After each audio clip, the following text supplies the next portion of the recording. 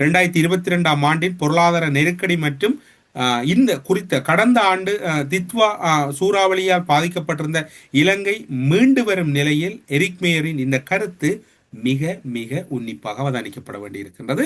காரணம், இலங்கையை மையமாக வைத்துத்தான் அடுத்த ஆசிய பிராந்தியத்தின் முக்கிய நகர்வுகளை அமெரிக்கா ஆரம்பிக்க போகின்றது என்பதை நாம் தொடர்ச்சியாக இதே தளத்தில் வலியுறுத்தி வருகின்றோம். அந்த கருத்தை மையமாக வைத்துத்தான் அவருடைய ஒப்புதலும் செனட் குழுவிடம் வழங்கப்பட்டிருக்கிறது. அவர் சாட்சியம் அளிக்கின்ற போது இன்னும் பல விடயங்களையும் அவர் கூறுகின்றார்.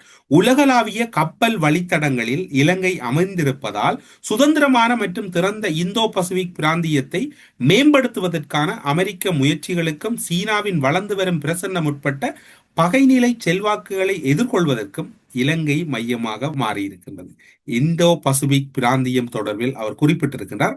இந்தோ பசிபிக் கொமாண்டினுடைய கட்டளை தளபதியினுடைய மிக முக்கியமான கருத்தும் விஜயமும் எப்போது இடம்பெற்றது என்கின்ற விடயத்தையும் நாங்கள் இதே தளத்தில் உங்களுக்கு பகிர்ந்து கொள்கிறோம். அதற்கு முதல் இப்போது மேயர் அவர்களின் கருத்துக்களை பார்ப்போம்.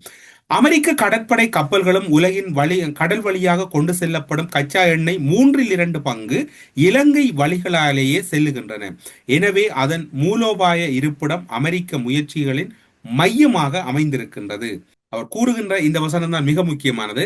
தன்னுடைய பதவி உறுதிப்படுத்தப்பட்டால் அமெரிக்க குடிமக்களின் பாதுகாப்பை உறுதிப்படுத்துவதே தனது முன்னுரிமையாக இருக்கும். அதேவேளை சூறாவளியால் ஏற்பட்ட உயிரிழப்புகள் மற்றும் இடப்பெயர்களுக்கு பிந்தைய இலங்கையின் அமெரிக்காவின் உதவிகளும் என்னால் முடிந்தவரை நான் அங்கு செய்வேன். அவர் மேலே கிட்டத்தட்ட அவர் குறிப்பிட்டதன்படி பார்க்க போனால் உலகின் கடல் வழியாக கொண்டு செல்லப்படும் கச்சா எண்ணெய் 2/3 பங்கு இலங்கையின் கடல் வழியாகத்தான் செல்லுகின்றன. 2/3 பங்கு. அதில் இந்தியாவுக்குள் செல்லுகின்ற அதிகளவான கச்சா எண்ணெய்களும் இலங்கை கடற்பரப்புகளால் தான் அண்மித்து செல்லுகின்றன. அவற்றைத்தான் இதில் மறைமுகமாக கூறியிருக்கின்றார். பொறுத்திருந்து பாருங்கள் என்ன இடம்பெறும். உடனடி உதவிக்காக $2 மில்லியன் அமெரிக்கா ஒதுக்கியுள்ளதுடன் நிவாரண பணிகளுக்கு ஆதரவளிக்க அமெரிக்க இராணுவத்தின் மூலோபாய வான்வழி போக்குவரத்து திறன்களையும் பயன்படுத்தியுள்ளது. உங்களுக்கு தெரியும், கடந்த வருடம் இடம்பெற்ற சம்பவங்கள் நீங்க தொடர்ச்சியாக பார்த்திருப்பீர்கள். இலங்கையின் பொருளாதார மீழ்ச்சியை குறித்து பேசிய எரிக் மேயர் கொழும்பு துறைமுக விவகாரத்தின் திட்டங்களை குறிப்பிட்டு இலங்கையின் பிராந்திய பொருளாதாரத்தின் தலைமைத்துவமாக மாற்றுவதற்கு தயாராக இருக்கும் ஒரு மீள் திறன் கொண்ட நாடு என்றார். இலங்கை அதாவது மீள் திறன் கொண்ட ஒரு நாடு என்று குறிப்பிட்டவர், கொழும்பு துறைமுகம் சரக்கு கையாளல் திறனை இரட்டிப்பாக்க உள்ளது. இது இலங்கை துறைமுகங்கள், தளவாடங்கள் மற்றும் கப்பல் போக்குவரத்து துறையில் உள்ள குறிப்பிடத்தக்க மற்றும் மூலோபாய வாய்ப்புகளை எடுத்திருக்கின்றது.